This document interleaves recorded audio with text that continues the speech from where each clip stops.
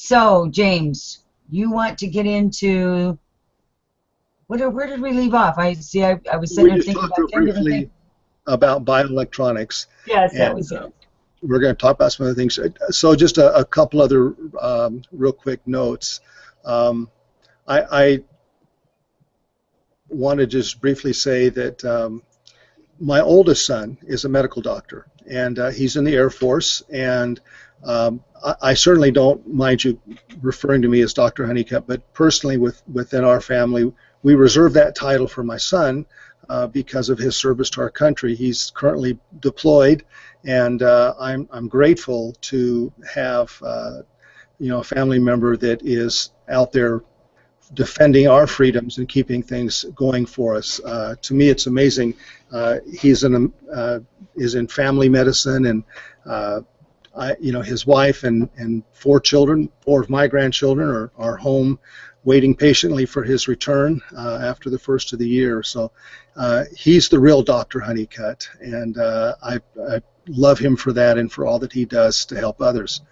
But let's talk about some of the decision-making process that we go through for consumers.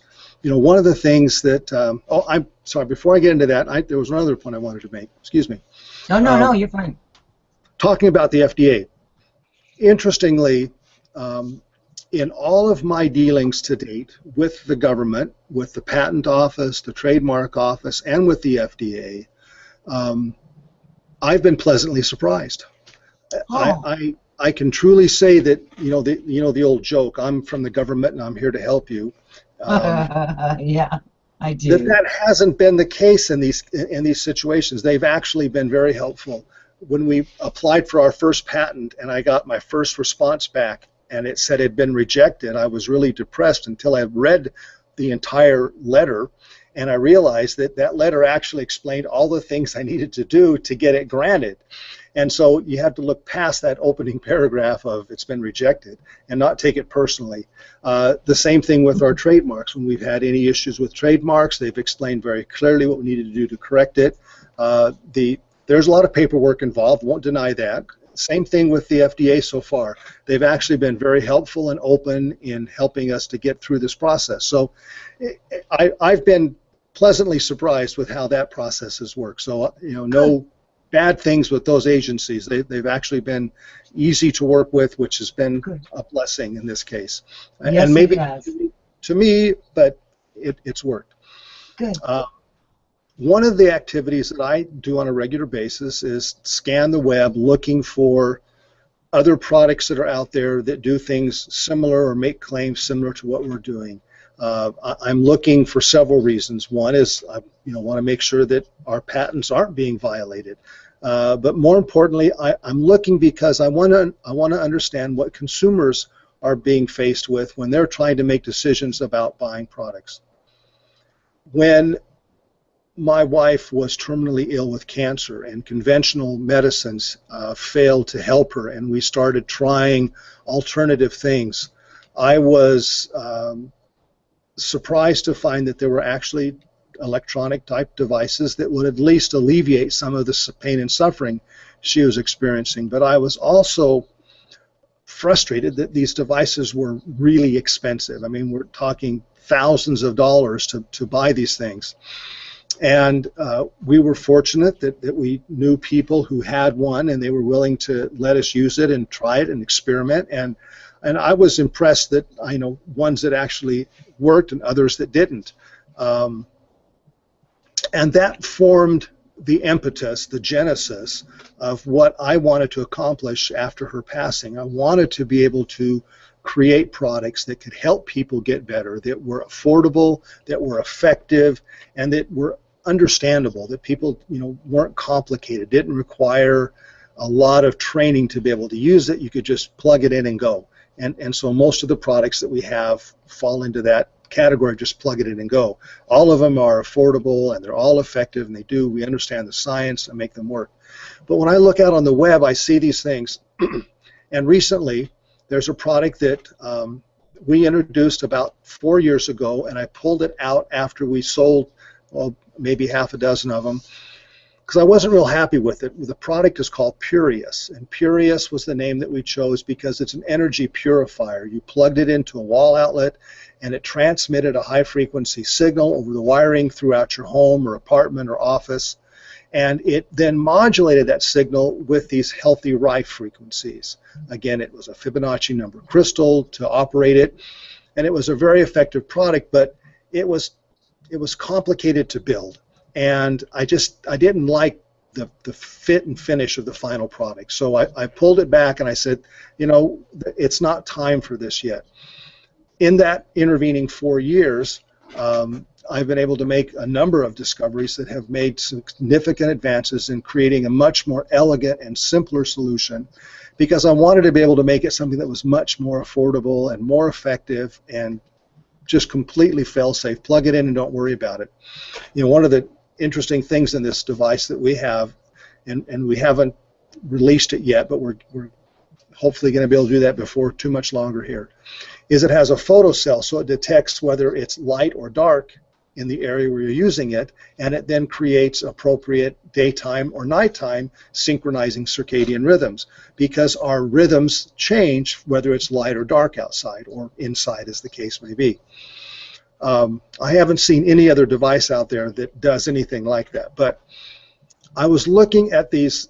You know, every once in a while people will ask me, what about these things that you stick on the back of your cell phone? Do they really work? What about these things that you plug into an outlet that, you know, can neutralize the effects of the power line noise and signals that are coming on? And we did some research into these stick-on plug things you stick on the back of a phone. And they're just not effective. Understanding that in order to create an effective device to cancel the harmful stuff coming out of a phone, it would have to be a device that's almost as big as the phone. Well, interestingly, there's a device out there that does that. It's a case made by a company called Pong, P-O-N-G, and the Pong phone case actually is shown to be effective. It redirects the energy out of those cell phones so that it's not blasting your head with all of this energy. And I'm grateful that that's a real solution that actually works, as opposed to these other phony things that are, you know, $5 or $10 for this holographic sticker. A holographic sticker has nothing to do with electromagnetic signals.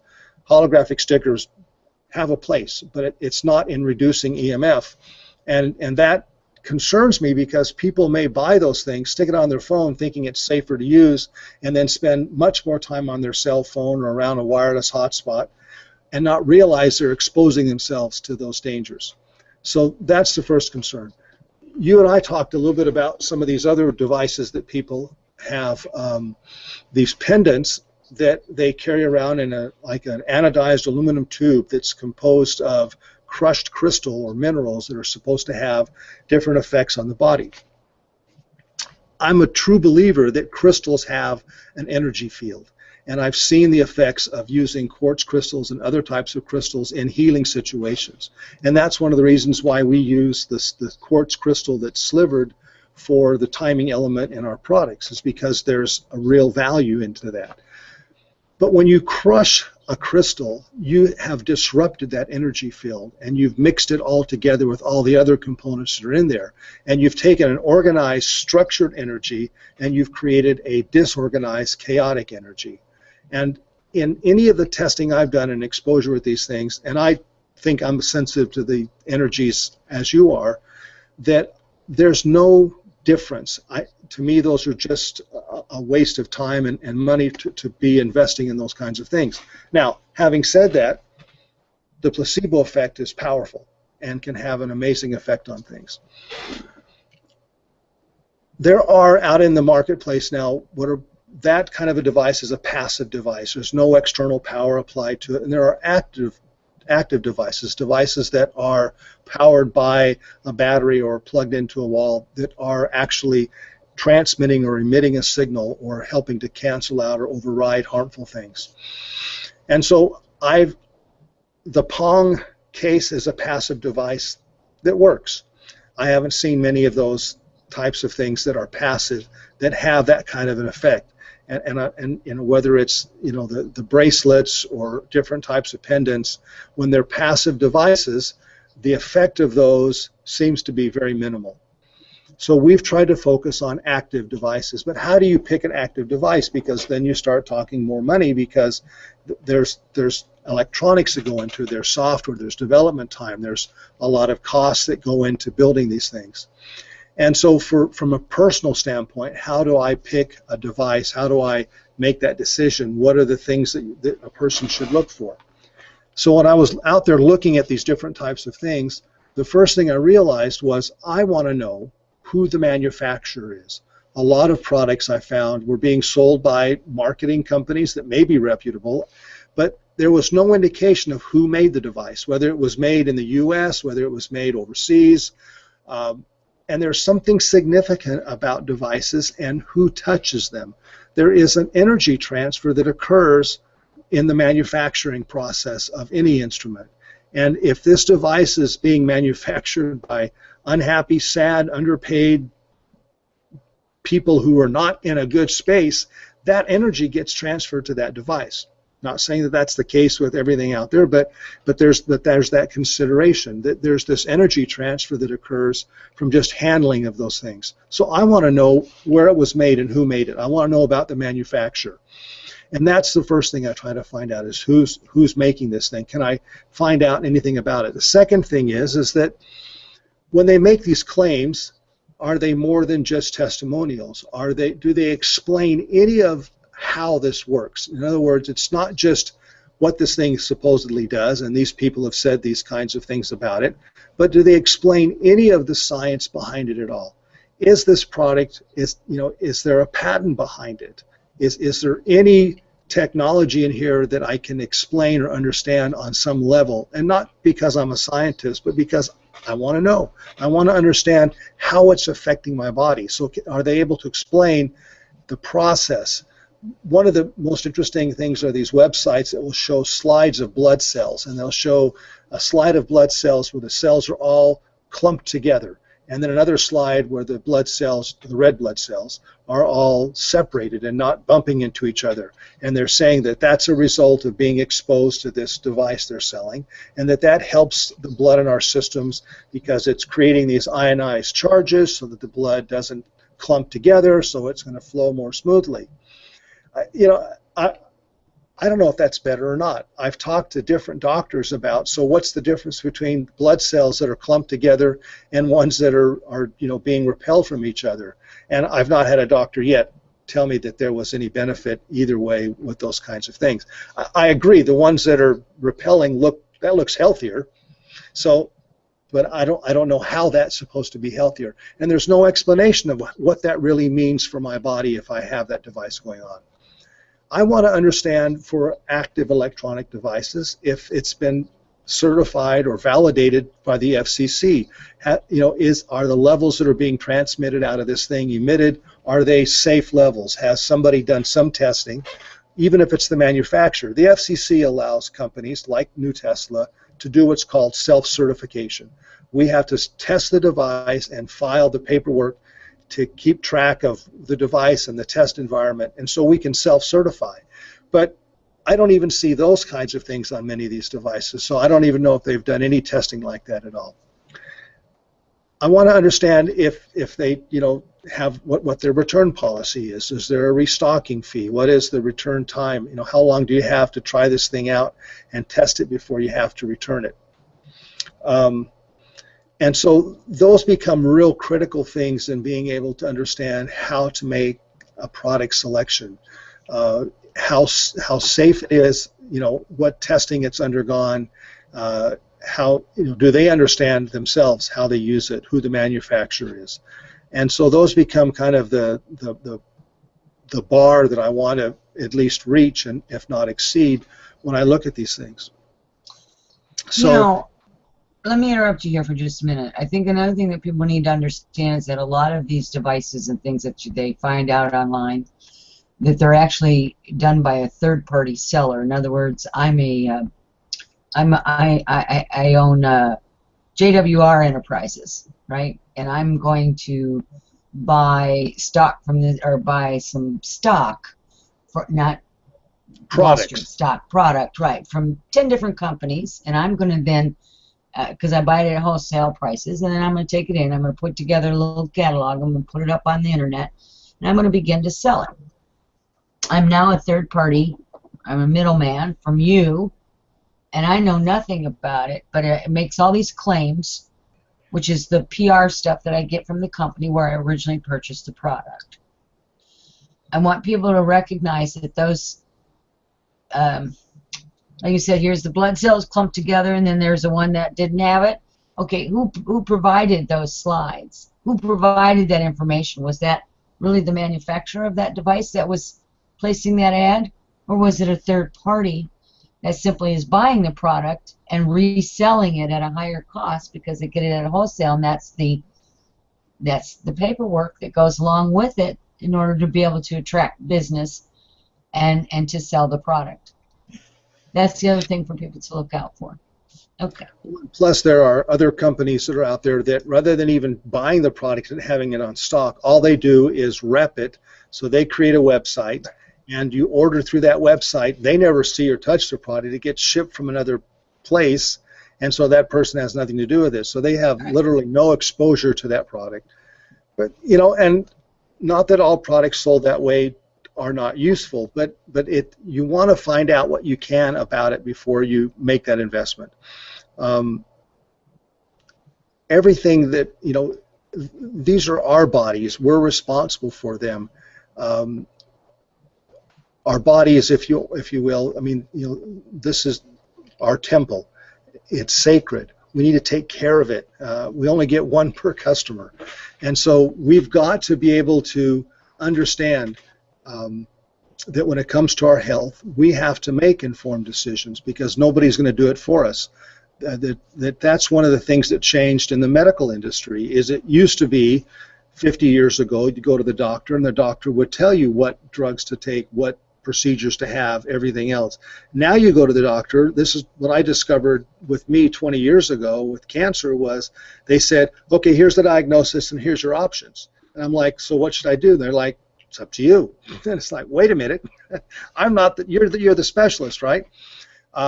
They expected me to make an informed decision about my treatment, and they laid out the options and the plans, and we were able to work together to do that. But it was the first time that I faced, if you will, a life-threatening situation where I realized that I needed to pull myself up by the bootstraps, learn more about myself and my health. I was grateful that prior to that time I had been using homeopathy and understanding how that vibrational medicine, which homeopathy is, had been helping me and my family. And so I had a little more exposure to what was going on in my body than I might have had otherwise. So when it came to making those decisions, I at least understood some of the issues that I needed to be aware of.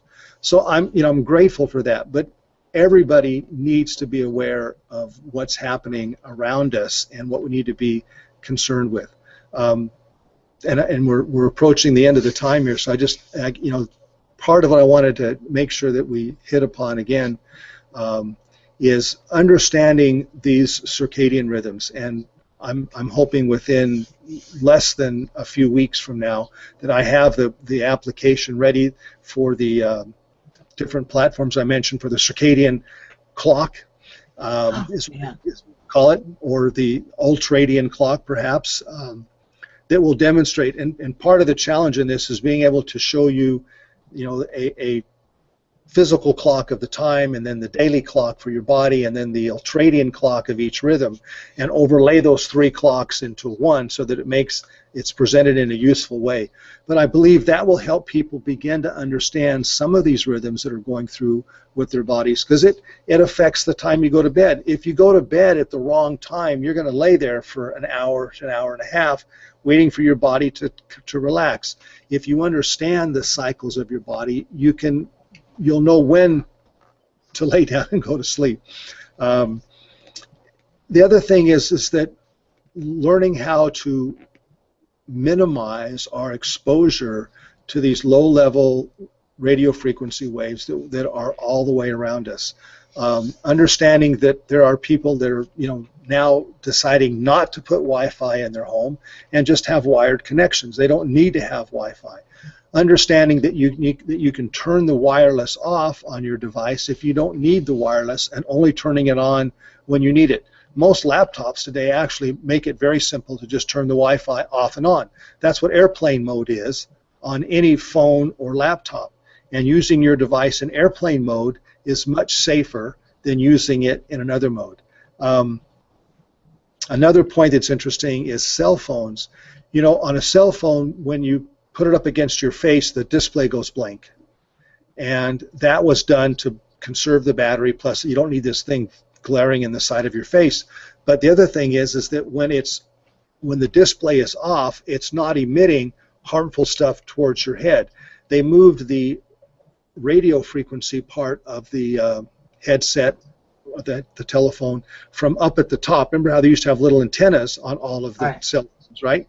They moved all that down to the bottom where your mouth is, so that it wasn't up here by your brain. The radio waves were all down here by your chin. And we tend to hold the phone away from our face, so we're moving that away and have more distance between the two of us. Huh. Well, I did something smart there. That was right. Yeah. That was good. That was good, right? I think that was pretty good. Yes, and those were both good changes. And if you have to use a cell phone, the best option is to either use it on speakerphone mode or use it with a wired headset. They make these little small wired headsets, little earbud and little microphone. Right. And there is essentially no energy coming off of that that's going to harm your body, so that that's a much safer option. Keep your phone, again at arm's distance, that rule of thumb, and be able to use it with a wired headset is much safer. And the biggest issue with safety in cell phones, of course, is while driving. So oh my gosh, when my insurance company, they wanted all of its insured members to make a pledge to not text and drive. It's just smart. But, again, putting the device in airplane mode is the best option. And if you have to have it near you while you sleep, keep it at least an arm's distance away so it's not right there within the field. And knowing how these things work and where the radio element is, that it's towards the bottom of the phone, you can move that to be the furthest away from you.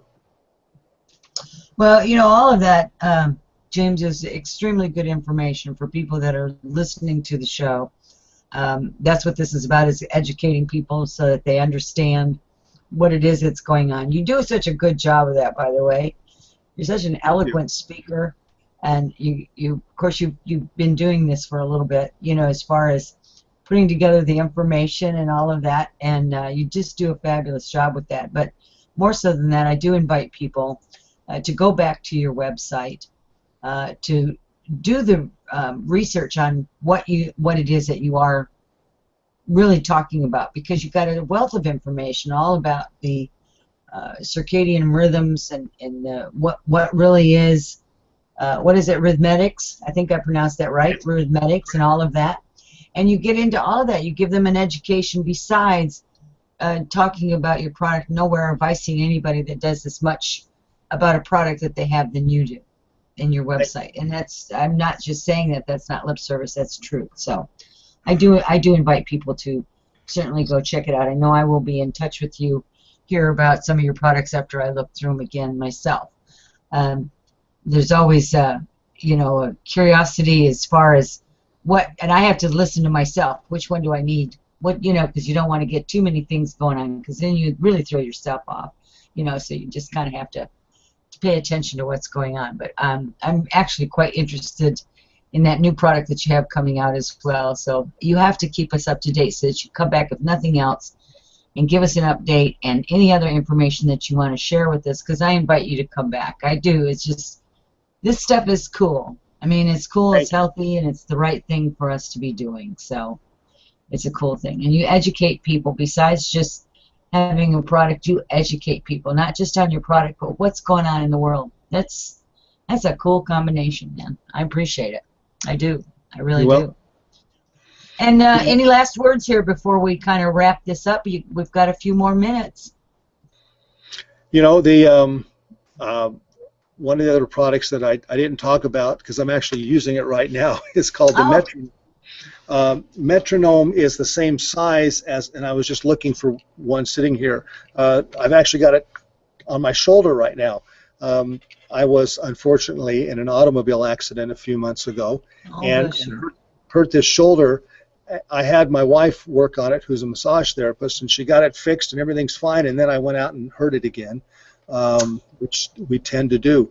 But Metronome is like the Clarius, except that it's battery powered. It has an internal rechargeable battery. And what I found is that whenever I get any kind of aches or pains going on in my body, I just put an ace bandage and wrap it around that part of the body, and within minutes the pain dissipates, which I find to be just really amazing how quickly that works. And what we found is that, and we could go back and talk about how all this stuff affects the body.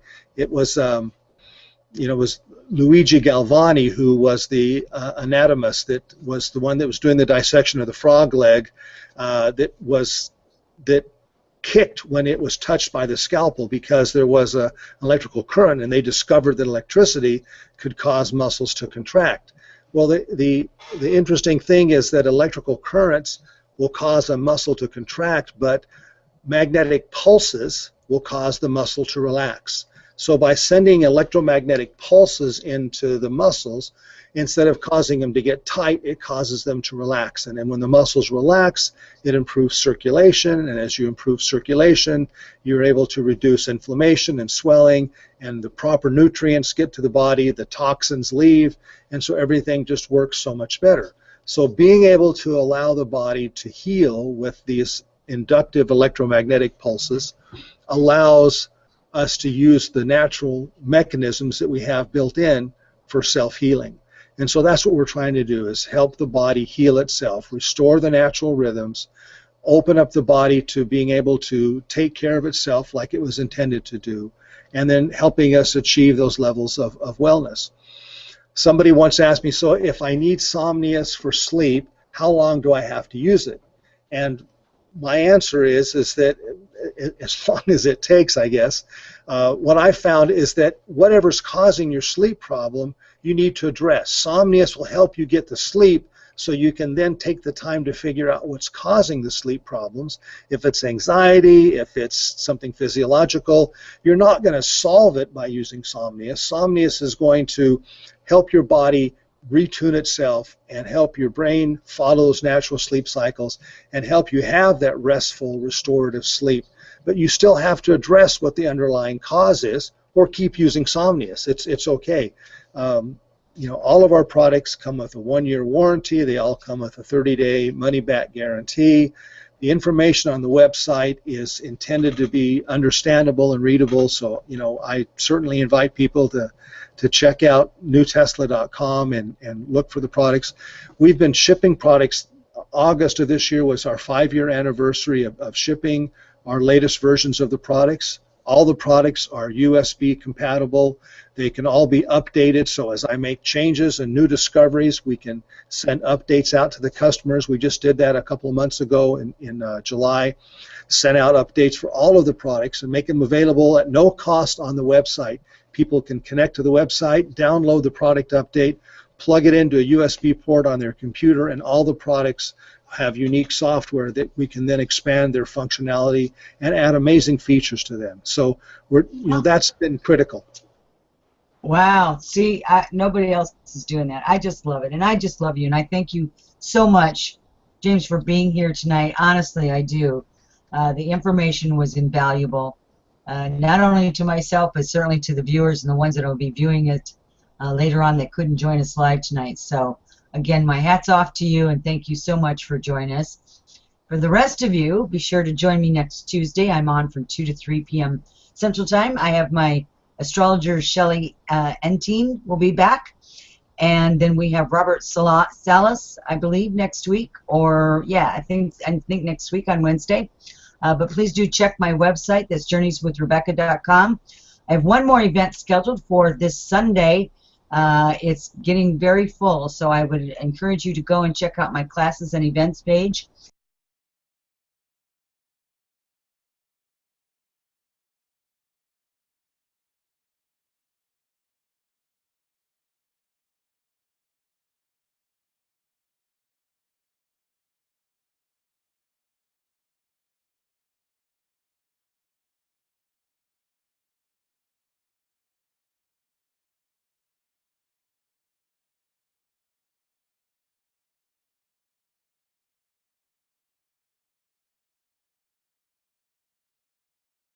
with trademarks. They've explained very clearly what we needed to do to correct it. There's a lot of paperwork involved, won't deny that. Same thing with the FDA so far. They've actually been very helpful and open in helping us to get through this process. So I've been pleasantly surprised with how that process has worked. So, no bad things with those agencies. They've actually been easy to work with, which has been a blessing in this case. Yes, and maybe it has. to me, but it's worked. Good. One of the activities that I do on a regular basis is scan the web looking for other products that are out there that do things similar or make claims similar to what we're doing. I'm looking for several reasons. One is I want to make sure that our patents aren't being violated. But more importantly, I'm looking because I want to understand what consumers are being faced with when they're trying to make decisions about buying products.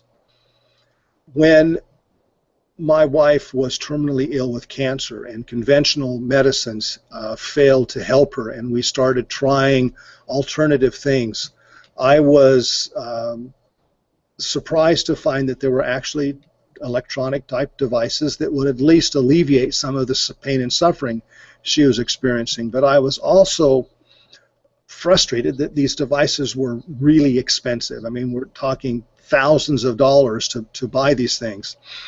And we were fortunate that we knew people who had one, and they were willing to let us use it and try it and experiment. And I was impressed that I know ones that actually worked and others that didn't. And that formed the impetus, the genesis within our family. We reserved that title for my son because of his service to our country. He's currently deployed, and I'm grateful to have a family member that is out there defending our freedoms and keeping things going for us. To me, it's amazing. He's is in family medicine, and his wife and four of my grandchildren are home waiting patiently for his return after the first of the year. So he's the real Dr. Honeycutt, and I love him for that and for all that he does to help others. But let's talk about some of the decision-making process that we go through for consumers. One of the things that I'm sorry. Before I get into that, there was another point I wanted to make. Excuse me. No, you're fine. Talking about the FDA. Interestingly, in all of my dealings to date with the government, with the Patent Office, the Trademark Office, and with the FDA, I've been pleasantly surprised. Oh. I can truly say that the old joke, I'm from the government and I'm here to help you. Yeah, I do. That hasn't been the case in these situations. They've actually been very helpful. When we applied for our first patent and I got my first response back and it said it had been rejected, I was really depressed until I read the entire letter. And I realized that letter actually explained all the things I needed to do to get it granted. And so you have to look past that opening paragraph of it's been rejected and not take it personally. The same thing with our trademarks when we've had any issues.